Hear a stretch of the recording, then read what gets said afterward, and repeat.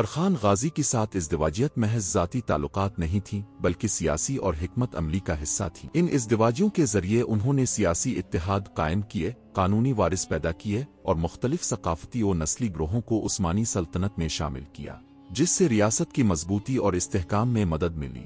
ایک بیالون خاتون، رپورٹوں کے مطابق ان کے والد کے قلعے پر عثمانیوں کے حملے کے دوران انہیں پکڑا گیا اور 1299 میں اورحان کو بطور حریم دیا گیا۔ 1331 تک انہیں اورحان کے ہمسرکار کے طور پر نوٹ کیا گیا جب ابن بطوطہ بارسا کا دورہ کر رہے تھے۔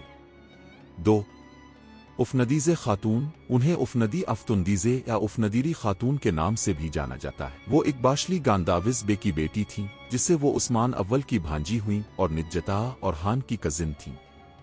انہیں اورحان کے سب سے بڑے اور مبینہ طور پر پسندیدہ بیٹے سلیمان پاشا کی ماں کے طور پر جانا جاتا ہے۔ 3 سپاورچا خاتون، بزنطیونان اصل کی ایک معزز خاتون جنہیں ہولوفیرا، اولاویرا، آگلافیرا کے ناموں سے بھی جانا جاتا ہے۔ وہ اورحان کی پہلی قانونی بیوی تھیں۔ انہوں نے اورحان کو 2 بیٹے اور 2 بیٹیاں دی تھیں اور ابتدائی عثمانی دربار میں اہم کردار ادا کیا۔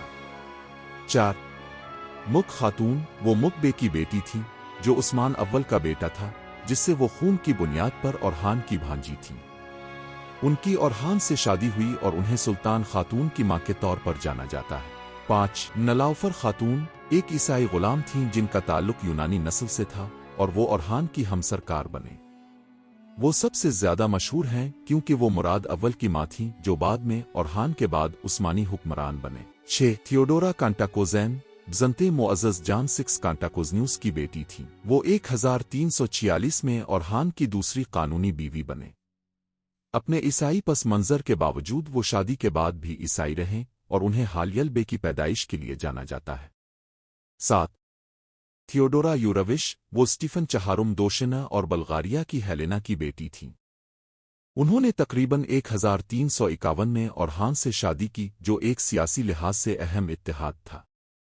ان کی شادی کے وقت اورحان تقریباً 70 سال کے تھے جبکہ تھیوڈورا یوروش کی عمر تقریباً 12 سال تھی۔